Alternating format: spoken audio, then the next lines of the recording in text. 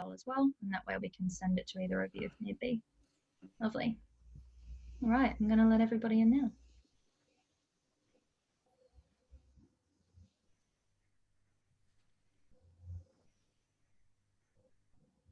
Hello, everyone. I'm just waiting for the last couple of people to enter from the waiting room, so bear with us. Lovely. Okay. Thank you all so much for joining us this evening. I'd like to begin by acknowledging the traditional owners of the land on which I'm currently broadcasting to you from, the Yagara and Turrbal people. I pay my respects to elders past and present and acknowledge that this always was and always will be Aboriginal land. It is my absolute pleasure to be with you this evening for tonight's discussion of the Carbon Club with Marian Wilkinson and Paul Barclay, which is being recorded for ABC Radio National. Before I hand you over to our speakers this evening, I'd like to quickly reiterate some of the information mentioned in the email that you were sent earlier. And so you've all automatically been placed on mute and you'll remain so throughout the event, but I will unmute you all at the end so that you can join me in thanking Marian and Paul for tonight's discussion. That doesn't mean that Marian won't be taking questions, however. If we do have time at the end of the event, then she has said that she would love to answer some. You can ask them by typing them in the chat box. If you can't see it, then you can find the button that will open it towards the bottom left of your screen. Your questions will all come straight through to me and I'll read them out towards the end of the evening. I'd also like to mention that we have a special promotion for event attendees that's on at the moment through Avid Reader. And that is if you use the code EVENT, E-V-E-N-T, at checkout on our website, then you'll receive 10% off your order site-wide. And so I'm going to be posting the link to purchase your copy of the Carbon Club in that chat box that I mentioned earlier shortly. So I recommend that you get in early and make the most of that discount while you can. And so it is now my pleasure to hand you over to Paul Barclay, who is a Walkley Award-winning journalist and the host of Big Ideas on ABC Radio National. So Paul, over to you. Thanks very much, Emma Kate. It's a pleasure to be here with you all on Zoom for another Avid Reader conversation, which I'm recording for Big Ideas on Radio National. Much has been promised, but very little has been delivered. This pretty much sums up Australia's response to the climate change challenge over the past couple of decades.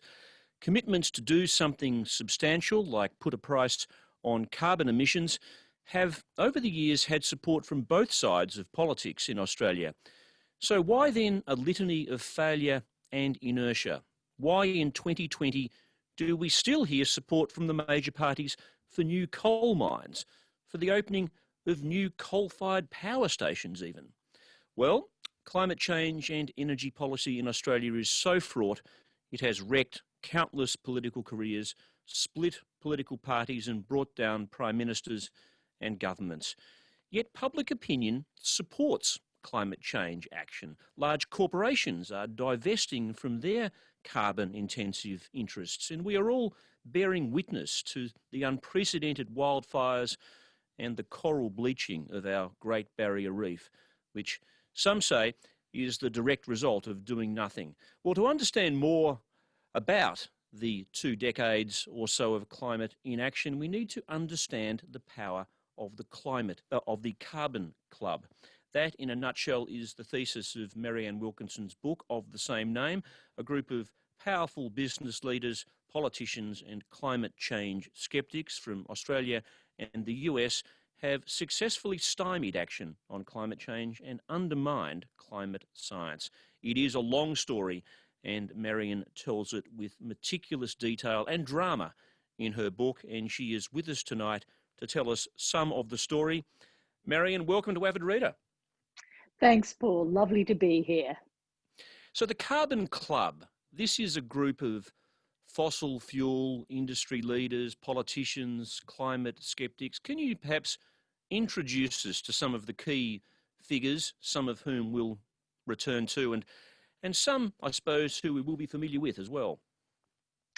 Yes, I'm sure some of your listeners will be very familiar with a few of the leaders of this, and so people like Tony Abbott are certainly right up there, but also some of the big industry figures like Gina Rinehart, Clive Palmer, and the executives of some of the multinational corporations, Glencore, Peabody, these kind of companies. But I think fundamental to the Carbon Club are the climate skeptics. And that's where the story gets very interesting, because that is where I try to open up the world of the Australian connections to Washington, DC in particular, and the climate skeptic movement, and some of the key business figures more in the shadows here who promoted those connections. That's where the story gets very interesting. Tell us about Hugh Morgan and his affiliations. Here's someone who was the chief of Western Mining, a huge mining company, one of the biggest companies in Australia, and he'll be known perhaps to those who followed the machinations of Liberal Party politics, and quite well known, I think, in Victoria. But he was important, wasn't he, to the whole climate change denial movement in Australia? Very important. He was seen, I think, prior to my book, as really a bit of a fringe figure, I think, especially outside Victoria, where he wasn't very well known. He was certainly known as a prominent businessman, someone who had the ear of government.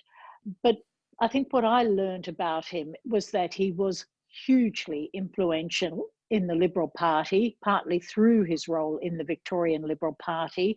He had the ear of John Howard when Howard was Prime Minister, Peter Costello when Costello was Treasurer.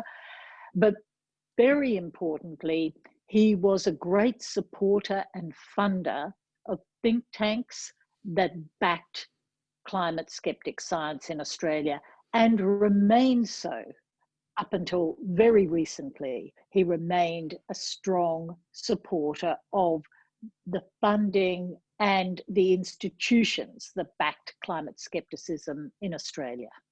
So we're talking about think tanks like the Institute for Public Affairs, the Cormac Foundation, more directly the Liberal Party connection itself, and then the industry connection through the mining company Western Mining. So he was a guy that had fingers and connections in many pies. Indeed. And you mentioned that outfit, the Cormac Foundation. That was a body that really, I call it a cash cow for the Liberal Party for years. And that's really what it was. He ended up on the board of the Cormac Foundation, but also he then became the chairman of the Cormac Foundation.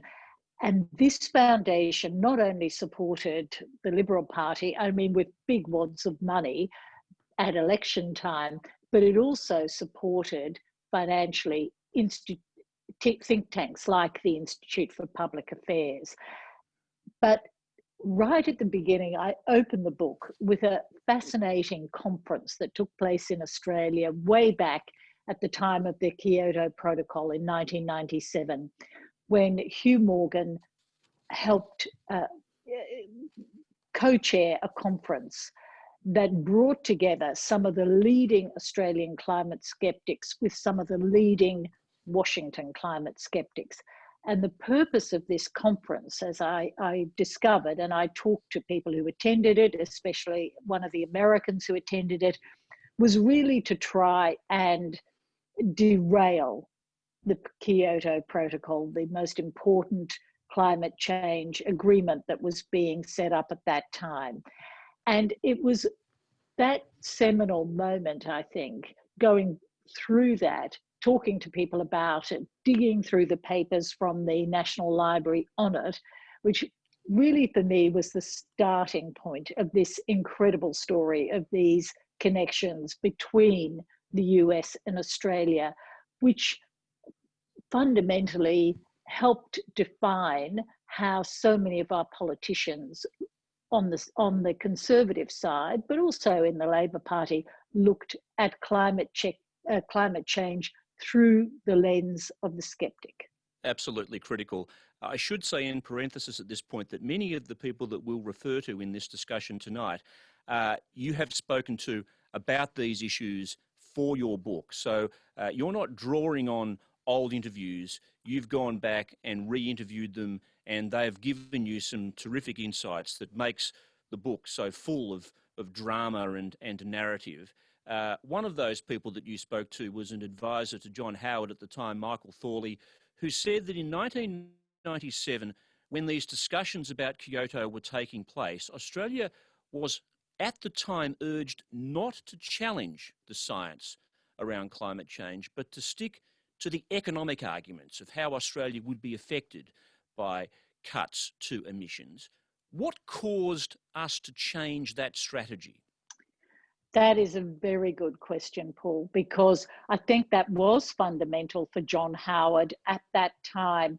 You've got to remember back then, Bill Clinton was in the White House. His vice president was Al Gore, who was very exercised by the climate change issue. He had been one of the key people in American politics who'd been bringing climate science into the US Senate, into the White House. So quite rightly, Michael Thorley, who was a very clever, very smart advisor to John Howard at the time, said his advice was don't challenge the science. That was the same advice he was getting from his Environment Minister, Robert Hill, and from the head of the Environment Department. I think what happened was that in America, after the Kyoto Protocol essentially was supported by the majority of the nations in 1997 in that famous climate change conference, the American skeptics decided it had been a huge mistake not to challenge the science. And one of the people who really thought that is one of the key interviews I did in Washington, a guy called Marian very important climate change skeptic who is still very influential today, actually.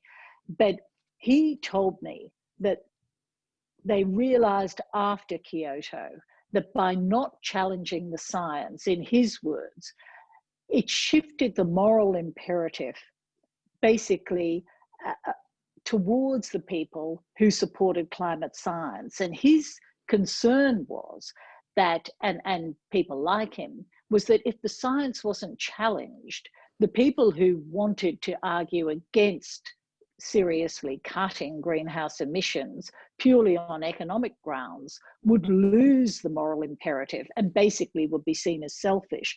And I have to say, I think his argument was quite right.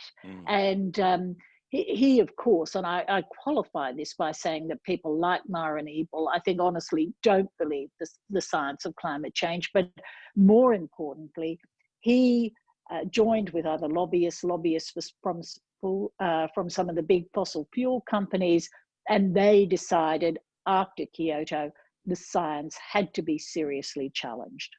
So this idea of climate skepticism and its potential political impact strategically was imported directly from the United States into Australia. I mean, we know Australia has close relationships, alliance with the United States, but it's curious that we took our cue from the US in this regard rather than, for example, from the UK or Europe, where this type of viewpoint, climate skepticism, is much less apparent. Yes, and I suppose it's fair to say the obvious, which is that in many ways our economy had more affinity to North America, both to the US and Canada, while Europe had been weaning itself off coal power for some time. Not so much Germany, but certainly the UK and France had its nuclear power.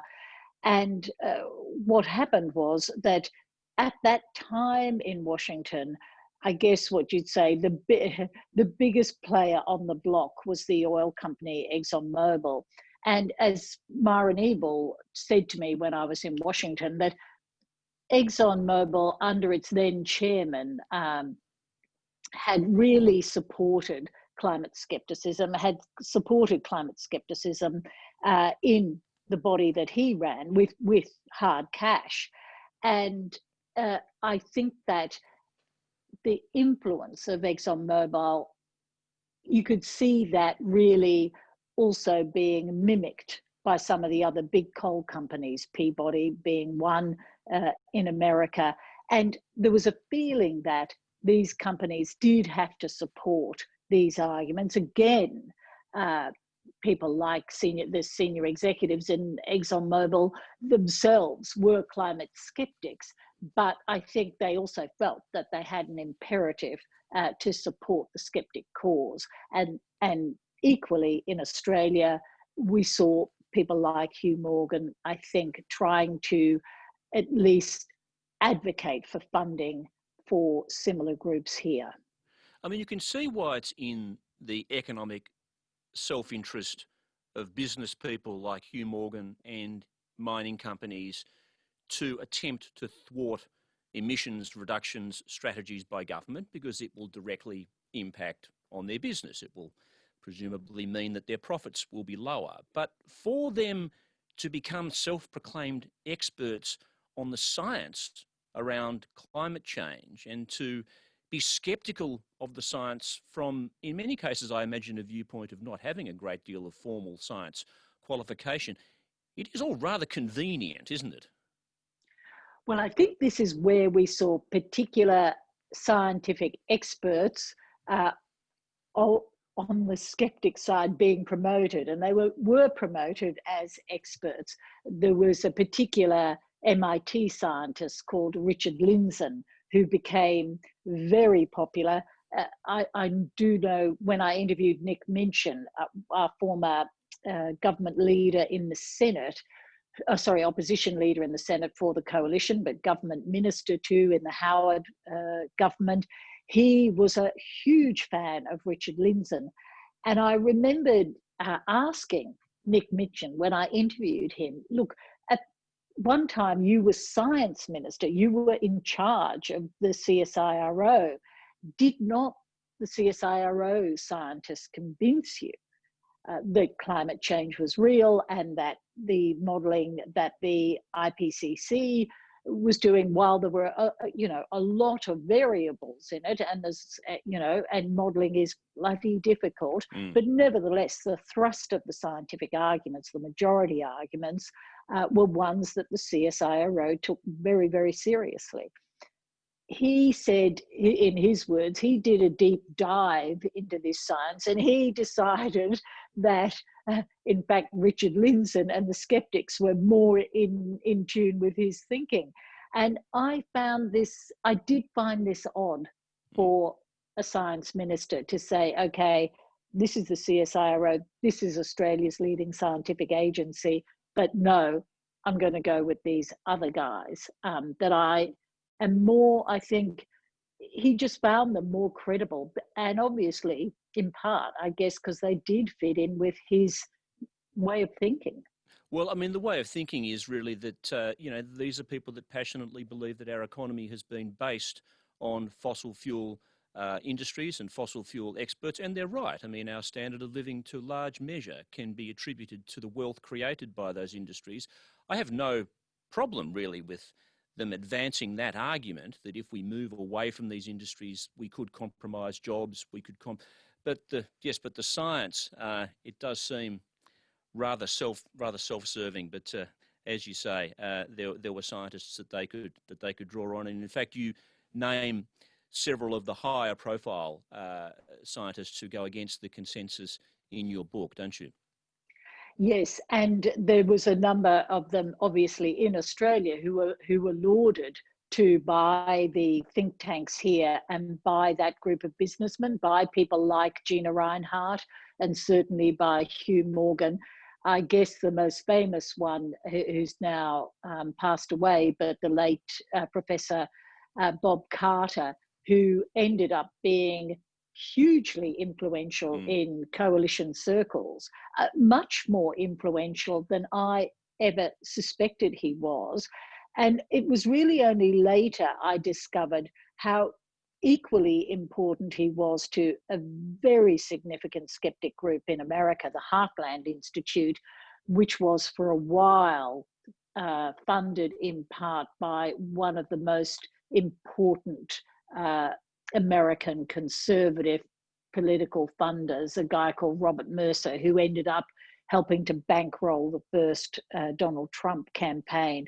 But the Heartland Institute that his foundation favoured for quite a few years, Bob Carter was a hero to them, had become one of the most lauded scientists they had.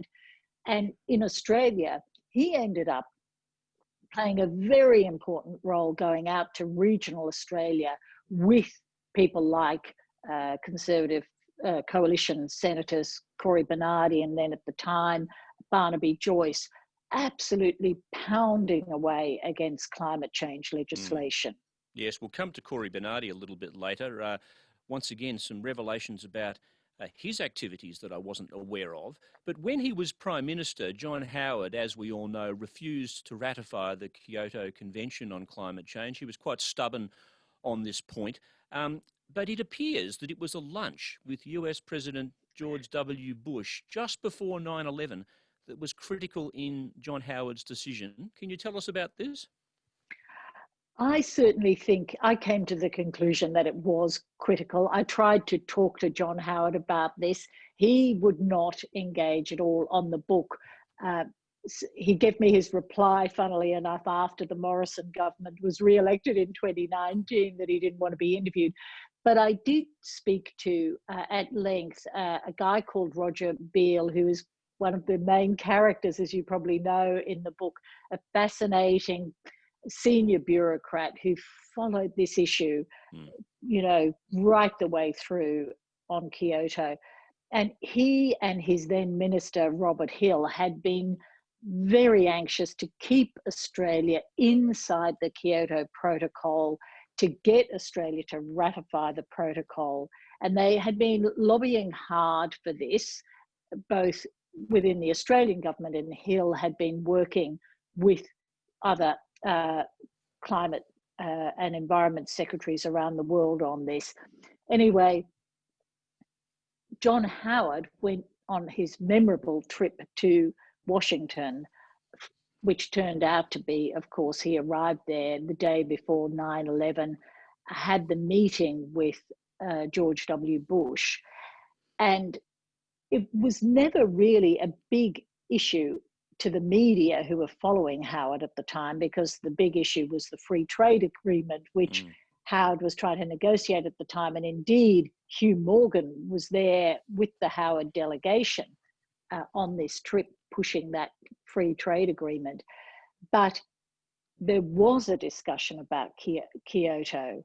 And Howard I went back through all the transcripts of the press conferences of Bush and Howard for the trip. And sure enough, Howard came out of his meeting, his lunch with George W. Bush, and basically signaled that Australia was lining up with George W. Bush on not ratifying Kyoto. And Roger Beale told me he had this distinct memory at that time of getting a call from one of Howard's senior advisors, who was calling him, he said, from a limo in Washington to say, hey, I just want to give you the heads up. I think Howard's not going to ratify Kyoto. This was a gesture of loyalty, do you think, towards George W. Bush? Well, I think that's how it was interpreted at the time. I certainly interpreted it that way. And the reason, Paul, is that what was so interesting, going back through the records at the time, was America and George W. Bush were being isolated on this issue. Japan, even, one of its closest allies, was moving away from it, from the US on not ratifying. You know, Japan was getting more and more antsy about wanting to ratify Kyoto, as was the Europeans. And so America was getting isolated. And so in the end, this is what Robert Hill, Howard's former environment minister, said to me, that he thought the bottom line was not really the money, the science, or anything else. It was Howard not wanting to leave Bush hanging out there on his own on Kyoto. Yes, it's so interesting. I remember covering the story at the time. There was a lot of manoeuvring by Australia to get a good outcome out of the Kyoto Protocol. It's a very complicated story, this, but I followed it at the time and interviewed Robert Hill as well. My recollection is that Australia was able to gain these emissions concessions related to land clearing that established a baseline against which future reductions in carbon emissions would be measured. And the crucial thing here was the baseline was very generous, which meant that Australia needed to do very little to meet the Kyoto target. Yet even though it was clear that we would always meet that generous target, we still didn't ratify it. Yeah, and that was the extraordinary thing, because you're absolutely right. When we did get the deal out of Kyoto, which was considered extraordinarily generous, we and Iceland were really the only developed country that didn't have to cut its emissions below that baseline. We got the 108%, of the baseline. And so at the time that Hill and Roger Beale negotiated this deal in Kyoto, they came back as heroes, and Howard had called it a win-win situation. I think at the time, both Beale and Hill had negotiated as hard as they did because they wanted Australia to stay in these global climate talks. They wanted us to be a full player in the climate talks. And even though a lot of the environmental groups were horrified at the deal we got, that it was too generous and that it would not force Australia to take too many serious actions on climate change, the belief, I think, by Hill and Beale at the time was if we stayed in there, we would be part of the process. And so they were very disappointed. I think Beale in particular was very disappointed when Howard would not ratify. And interestingly, Howard only took that decision, made that decision public after Hill had been moved on from the portfolio and had gone into defence, and he had a new climate change minister. And then, of course, in this amazing scene in Parliament, he announces it on World Environment Day that Australia would not ratify the Kyoto Protocol. It was quite a scene. Yeah, quite something. Look, I'm going to range over a few moments in the book because there's so much history there. I thought I'd pick out a few examples that we could talk about. There was this rare moment, wasn't there, a blink of an eye really, when it seemed that Australia was indeed close to bipartisanship on an emissions trading scheme. Kevin Rudd was Prime Minister, Malcolm Turnbull was opposition leader. Why were we unable to grab that moment of bipartisanship when both leaders supported action on climate change with a market-based mechanism? What went wrong? And this, I know, is a big story. This is a big story, and for me, that story really begins in September 2009. As you say, Kevin Rudd was trying to get up his first emissions trading scheme. He was lucky to have Malcolm Turnbull as opposition leader because Turnbull was really the first Liberal Party leader, I think, apart from John Hewson, who really got climate change. He was a big change from Howard on this, and a big change from Brendan Nelson. So there was hope for a bipartisan agreement. There was a crucial moment in September 2009, and the way Corey Bernardi described it was that Malcolm Turnbull went off to London. He went to see David Cameron.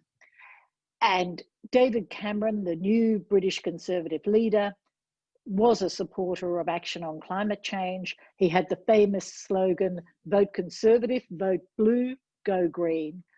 And Malcolm wanted to emulate essentially this position. At the very same time, Corey Bernardi went to Washington. And in Washington, he went to see our old friend, who I interviewed Myron Ebel from the Cooler Heads Coalition. Ebel introduced him to the two key Republicans fighting climate change legislation in the Congress, including the famous Senator Inhofe, who had described climate change as a hoax.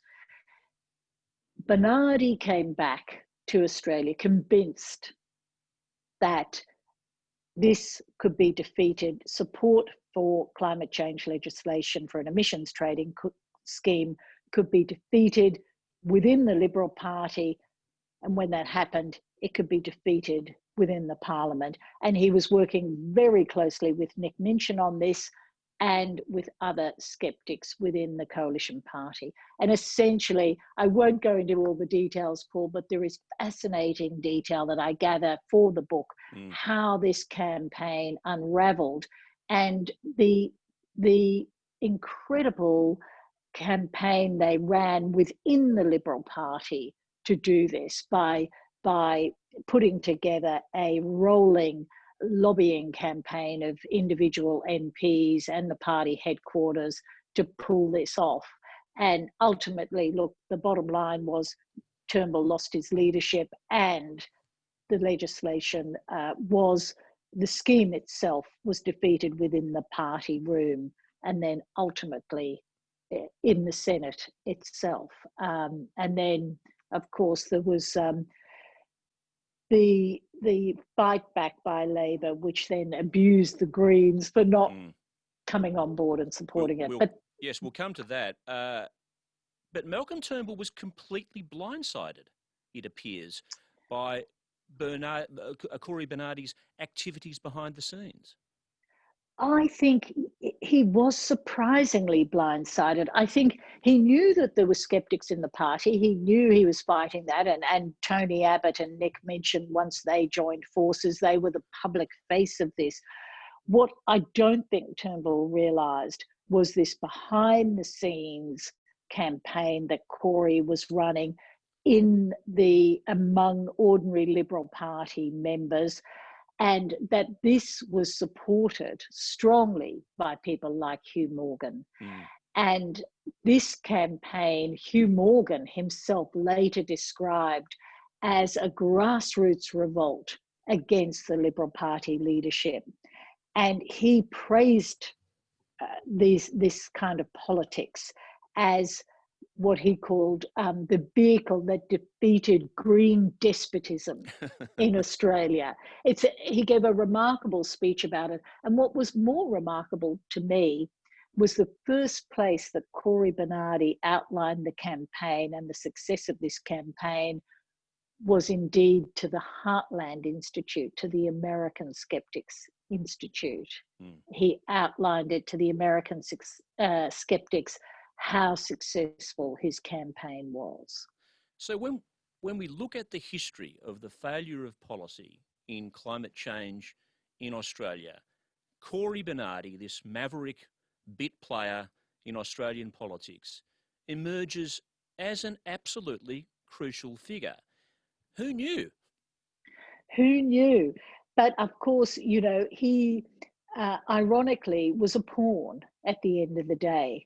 Because had there not been the big power plays going on above him and around him with Nick Minchin, with Tony Abbott, with the major corporations who were lobbying against this, with the Minerals Council of Australia, none of this would have mattered.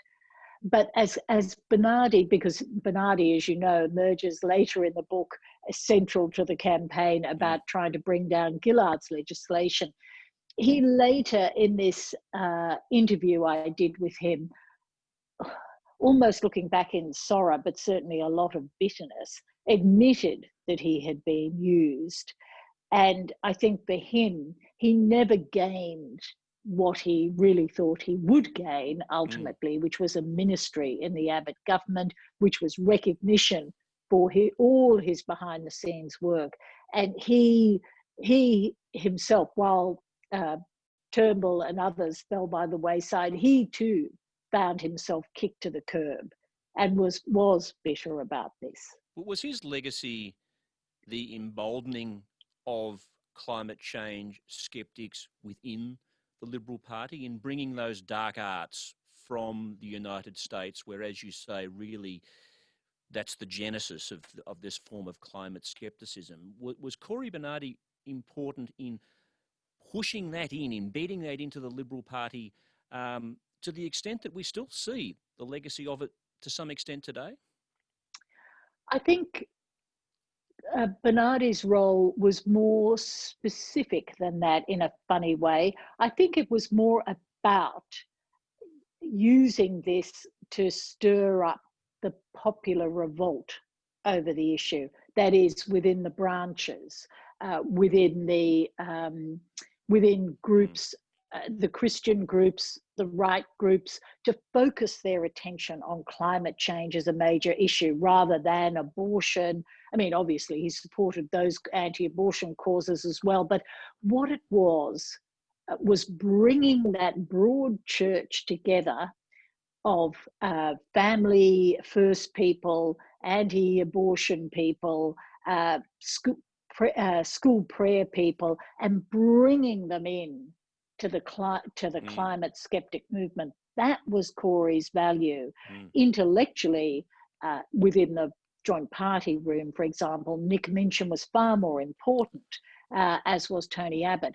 But Cory's role, and he in fact did a training course on this in the US, was how do you bring that so-called popular revolt inside the party membership? That's what he was good at. Yes. So bipartisan support of Kevin Rudd's CPRS would have embedded the carbon trading scheme into the system. Both parties would have been behind it.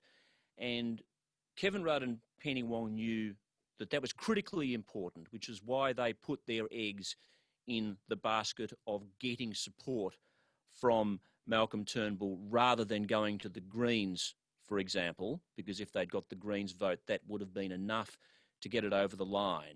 But they were very keen to get Turnbull and the Liberals on side for this. And when it didn't happen, then that was when they needed to scurry toward the Greens to get their support. And one wonders, I mean, this has been debated and discussed ad nauseum, the decision by the Greens not to support the amended carbon pollution reduction scheme. But one wonders whether there was some ego attached to this, as far as, well, you've come to us now in desperation. We just don't think we're going to come to the party here. Well, I think there was ego on all sides of this, and certainly that there would have had to have been some of that feeling. In fairness, though, and I spoke to Kevin Rudd about this, and many years later, he is still, as you probably know, deeply bitter about this, and he describes his feelings in the book about his anger at the Greens, not once they realised that Turnbull was gone, Abbott was in, why didn't they come and support him and support this legislation, which would have then, as you say, locked in a policy for at least for some years. The other side of that debate, the other side of that argument, is that just as Malcolm Turnbull and Kevin Rudd's credibility was on the line over this policy, Bob Brown's credibility was on the line with his own supporters. Yep. He had argued against the makeup of the legislation, that it was too generous to the big greenhouse emitters. He had told his supporters this time and again to try and get amendments to the legislation through. He would have had to turn on a sixpence and completely destroyed his own credibility in order to jump the fence to go and vote with Rudd and Penny Wong on this. But there was another thing, which I think is what you were talking about, Paul, where the ego came into it. I had this confirmed from Christine Milne and from others that Kevin Rudd did not at any point pick up the phone, call Bob Brown, and even ask for a one-on-one conversation. Really? And we all know what this means in politics. Mm. If you want an opponent to do something and you want it that bad, you need to have a face-to-face conversation with them. Yeah. You capture actually beautifully the dejection felt by Kevin Rudd after the failure of the Copenhagen climate change talks. There's a scene that you capture in one of the rooms in Copenhagen, one of the modernist designed sparse rooms in Copenhagen, where everybody is sitting on uncomfortable chairs and they haven't slept. Kevin Rudd hasn't slept for 48 hours, where he claims to you in the interview that you did with him for this book, in his words, language warning here, that he was rat-fucked by the Indian and Chinese delegations. A lot of people track Kevin Rudd's demise and the end of emissions trading to this moment, to the dejection he felt. He comes back to Australia. Many people will tell you not the same man as he was before he left. How much weight do you think that we should put on that moment, on that failure in Copenhagen, for this man who had made that statement about the great moral challenge? Look, that is such an important time for Kevin Rudd.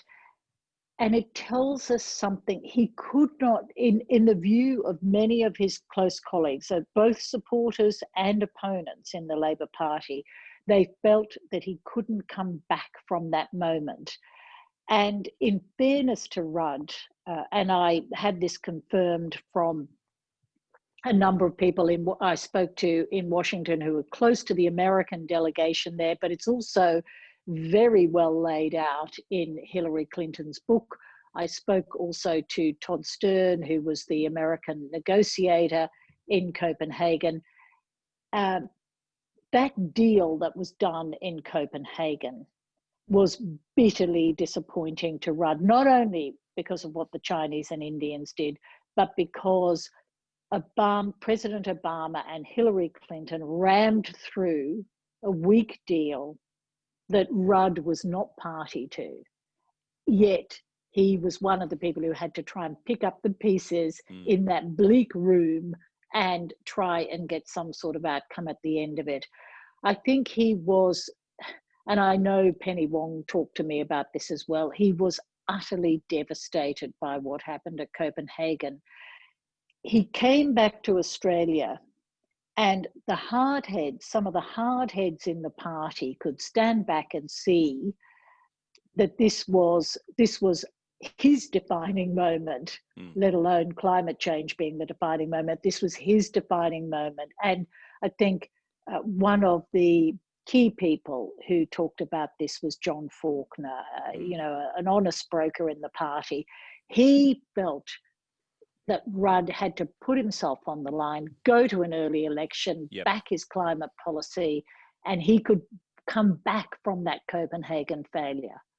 But Rudd, for whatever reason, prevaricated. Rudd said to me in the interview I did with him, he blames Gillard. This is a source, of course, of all the ongoing bitterness between the two of them. But whatever the reason, as Wayne Swan put it to me, Rudd choked at that moment. And that's how it was seen. Whether it was because he felt he didn't have his deputy, Julia Gillard's support, or for whatever reason, he balked, he didn't do it. That great moment in history was lost.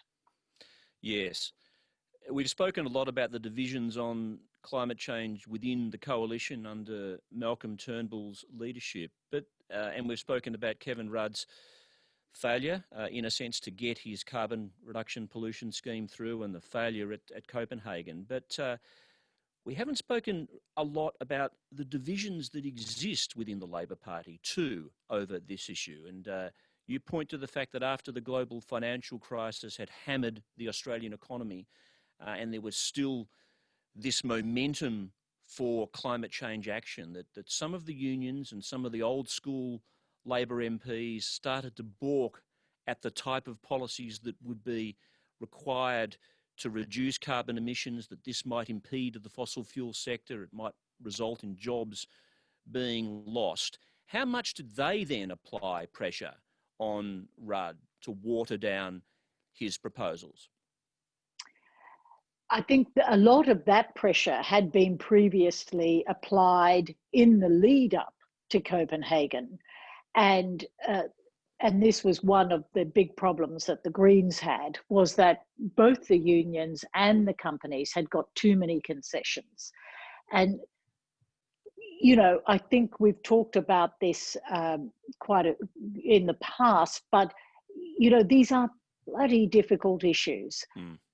And the issue comes back to the corporations are very good at lobbying on this, very good at lobbying for their vested interests and playing the jobs card in this, where the unions clearly have to defend jobs and defend their members. But at the same time, it's utterly fair to say jobs are at stake. Yep. And that is a very big issue for the Labor Party. It did play on Rudd and it did play on Penny Wong, and particularly her assistant minister, Greg Combay, who had been, of course, one of the leaders in the ACTU. It played on him. And so this was a very difficult dance for all of them. Oh, yes. I think the parts of the book where you speak to Greg Combay, where he gives voice to his dealings really with the fossil fuel industry, with the coal lobby, who were opposed to the carbon pollution reduction scheme, who were demanding mass compensation. I mean, he really has some choice words for the coal lobby, didn't he? He did. And because of course he had been a big negotiator in past industrial disputes. I mean, he was right in the middle of the waterfront dispute. He'd done the big mining disputes in Western Australia and that. He was used to dealing with corporate executives. So he could see when the lobbies came to see him or threaten campaigns in marginal seats. He knew exactly what was going on.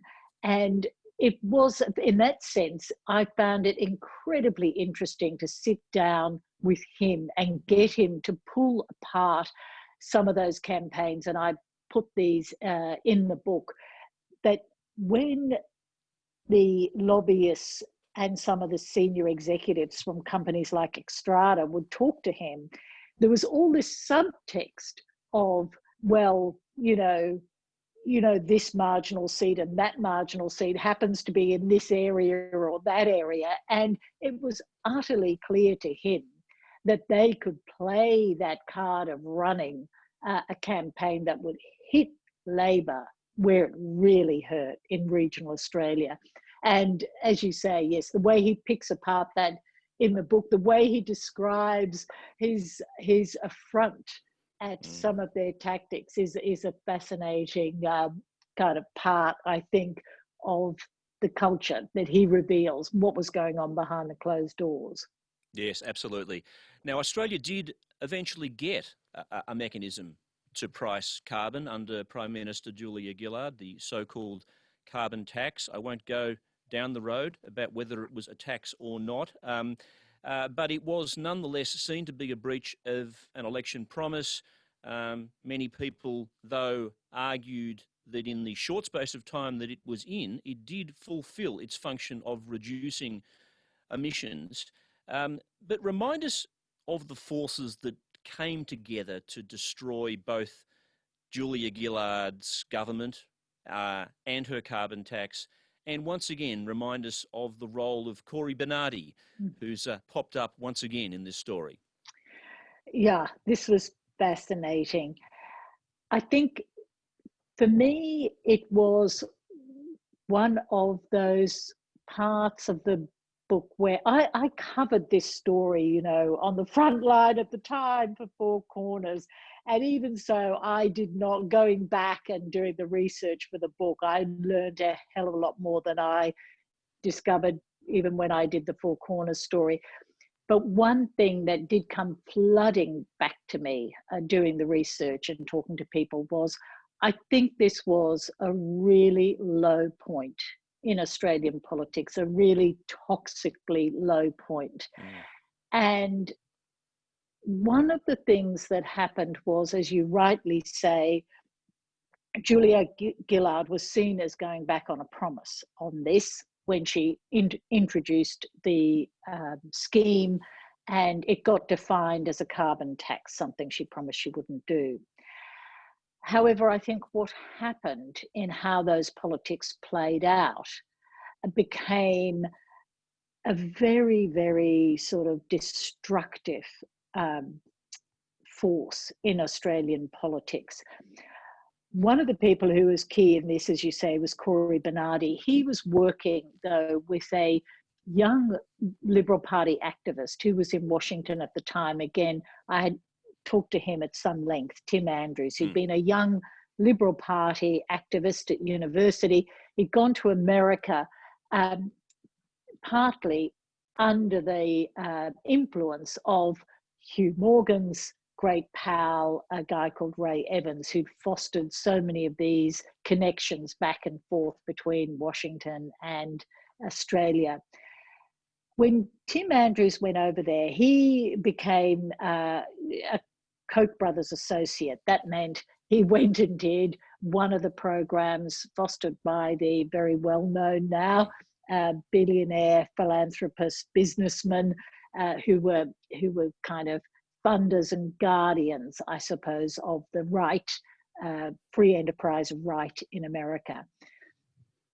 And Tim, as he put it, he brought some of those skills that he learned with the Koch brothers and those Washington think tanks to the Australian political scene to fight Gillard's carbon tax. And to me, the most interesting thing he said was that he worked out, and this was what he impressed on Bernardi as well, they had to draw together groups from all ends of the right spectrum to work together on this, because as we know, normally they're quite fractious. And his view was, look, you've got one thing in common, this.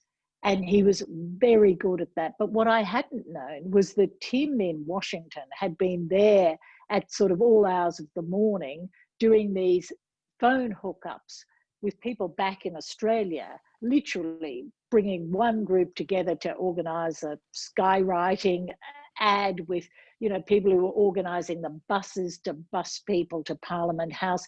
He was a top flight organizer working from DC with all these groups. It was a fascinating scene. And it's not to say that the antagonism to the carbon tax by these groups wasn't real, but the political skills that he helped bring to that situation really did use those Tea Party politics in Australia the way we hadn't seen them before being used, I think. Well, that's right. And this is a thread that runs through your book, the deft political skills that this movement from the United States brings to Australia and the devastatingly successful impact it has on stymieing climate change action. When you say that this period in particular, around the Gillard time, and the influence of this guy, Tim Andrews, on Corey Bernardi was a particularly toxic period in politics.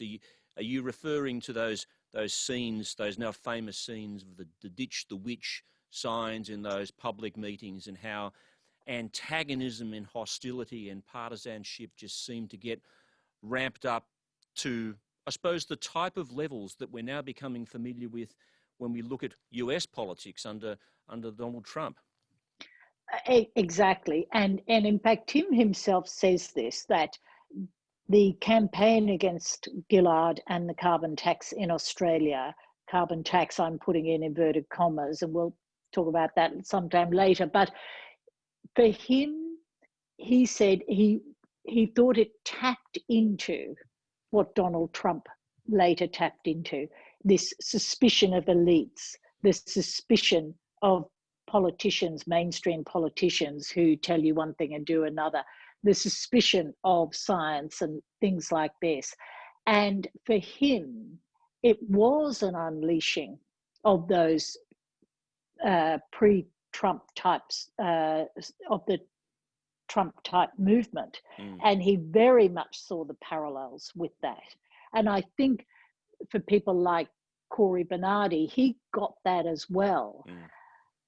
Where the problem emerged for the Liberal Party was that I think Tony Abbott really wanted to exploit that, really wanted to ride that movement to power. But he did not, he knew it was very difficult, you know, when he was caught out in front of those signs, the ditch the witch signs and things like that. He tried to distance himself again from Bernardi. He did not want to be part of that. But, you know, what that unleashed was a kind of viciousness on both sides. And I'm not just saying that the skeptics were responsible for this. There plenty of others came back in spades to them. But I remembered this terrible conversation I did have at the time interviewing Ian Chubb, who was the chief scientist. And I went back to that in the book, where he said to me, you know, every time you think this has reached a low, we go on and reach a new low. The death threats to scientists, the appalling abuse of scientists that went on, the abuse of politicians on both sides that went on, the expressions about that Alan Jones used about taking the Prime Minister, Julia Gillard, out to sea in a chaff bag and dropping her at sea with Bob Brown. This toxicity in the debate, I think, stayed with us. You know, you couldn't actually walk away from that once the Abbott government came to power and Labor was defeated. I think it kind of got into the political system, and I think it got into the Liberal Party itself. It was some of that later toxic debate that I describe in the book involving Turnbull and his fight over the climate change policy just before he was defeated. Yeah.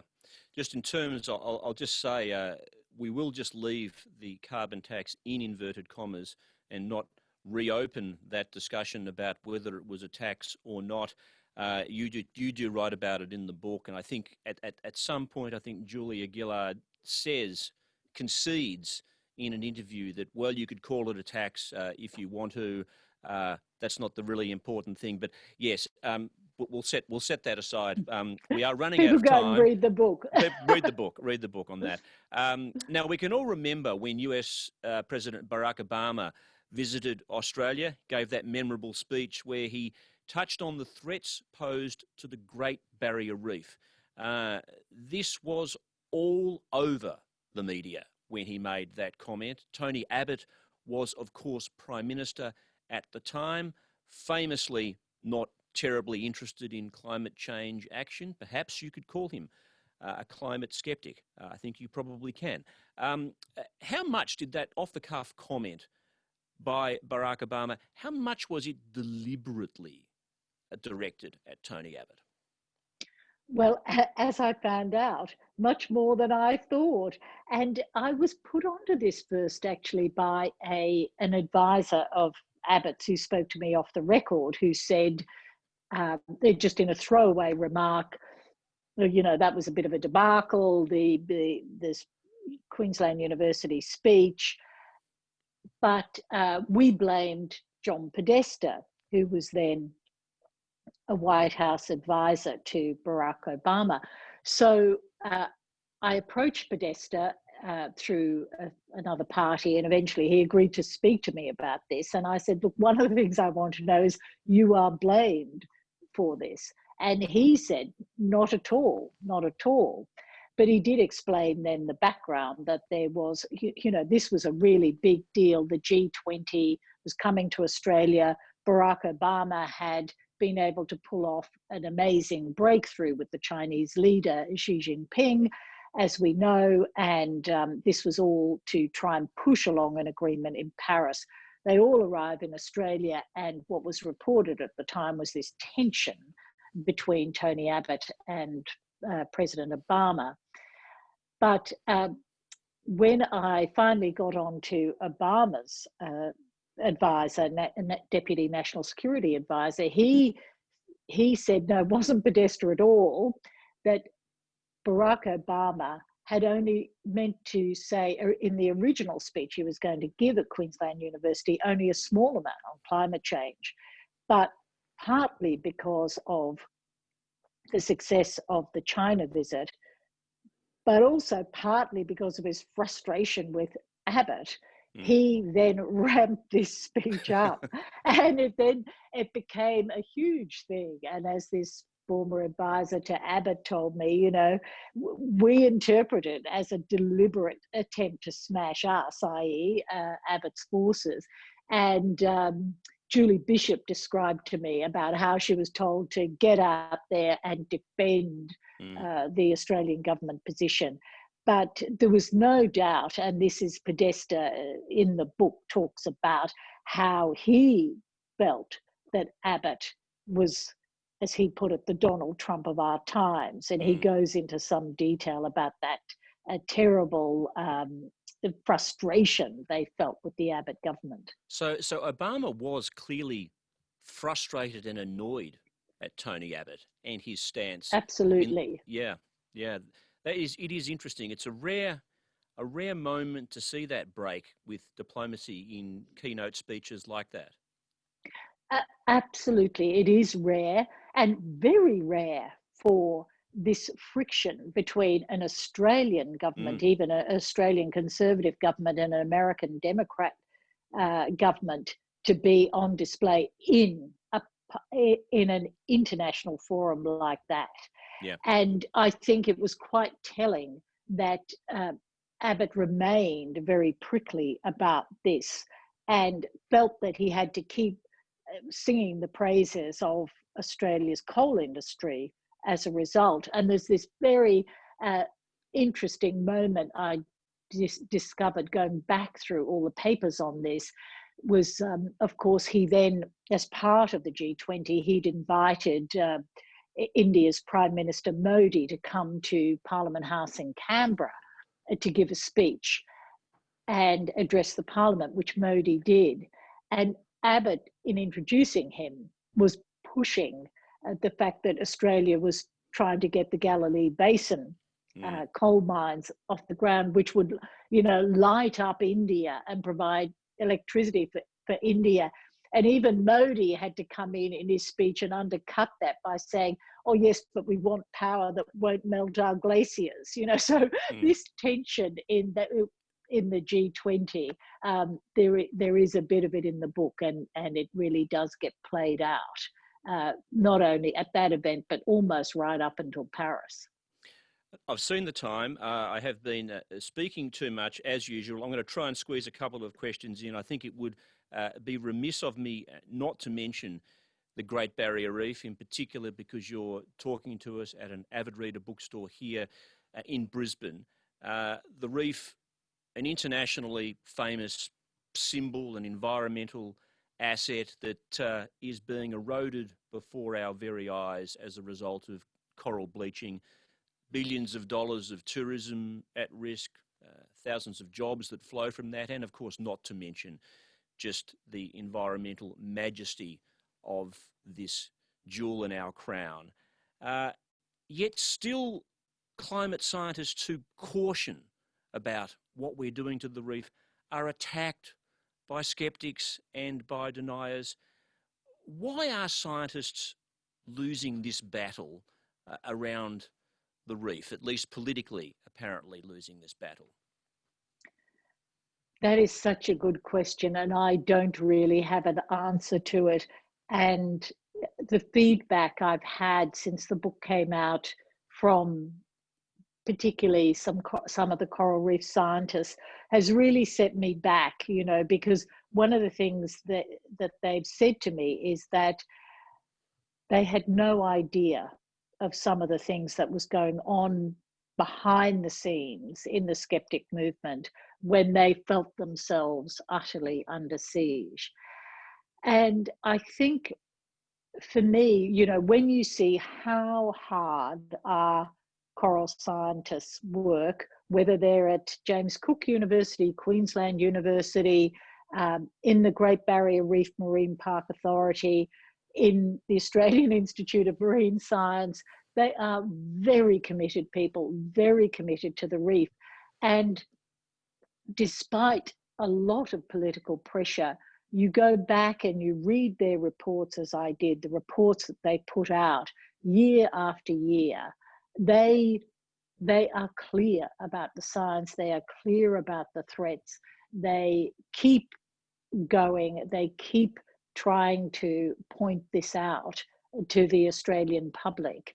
And a few of them in the universities feel that they can get into the political debate. But as you know, Ove Goldberg, one of the best known scientists in Queensland, he said, it was always a very difficult thing for scientists to end up getting into the political debate. They did feel it was almost like, violating the oath of office. But I think for the scientists who weren't working for government, particularly because they saw a lot of their colleagues in the CSIRO, the Bureau of Meteorology, or even in the Great Barrier Reef Marine Park Authority not being listened to, they felt they did have to talk.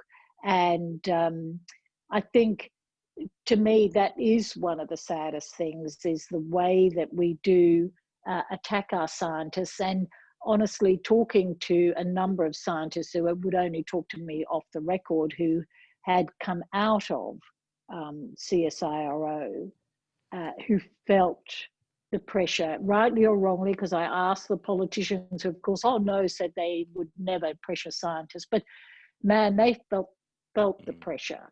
Yeah. And I think some of them still do.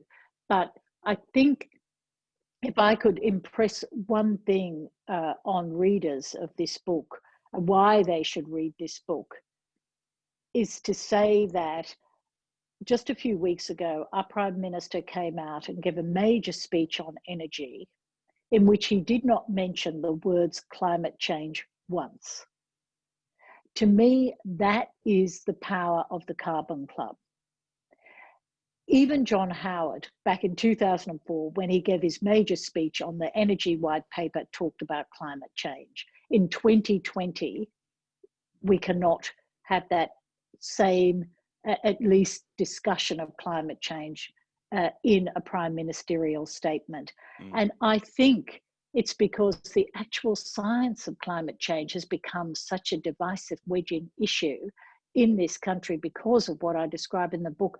That is a tragedy for this country. Can you see a way forward?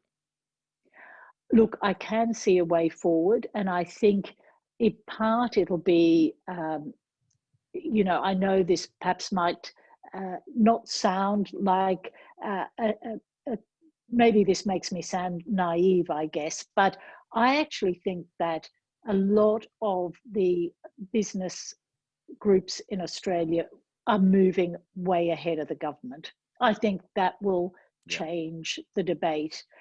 The other thing I think is that, depending on what happens in the US election, the fact that China has come out with a net zero target for 2060, the fact that the Europeans have committed to a net zero for 2050 target, if Biden comes in and does this as well and Japan follows up, I think change will be forced on us. And I think that we are a very clever country. And I think once that change is forced on us, we will actually move very quickly. The one thing is we will have to make sure that regional Australia, as politicians on both sides have tried to protect regional Australia, that it will be protected in that big change that will come. Marian, it's been great talking to you. Avid reader viewers on Zoom and avid reader attendees will know that I often say this after I've spoken to an author, but it is particularly true in your case. I feel like I have really just skimmed the surface of your book. It's a tremendous read. Just as an indication of skimming the surface, there are 3 chapters about the Great Barrier Reef alone in this book, and we only really spoke very briefly about it. So really seriously worth a read for those of you interested in the issue.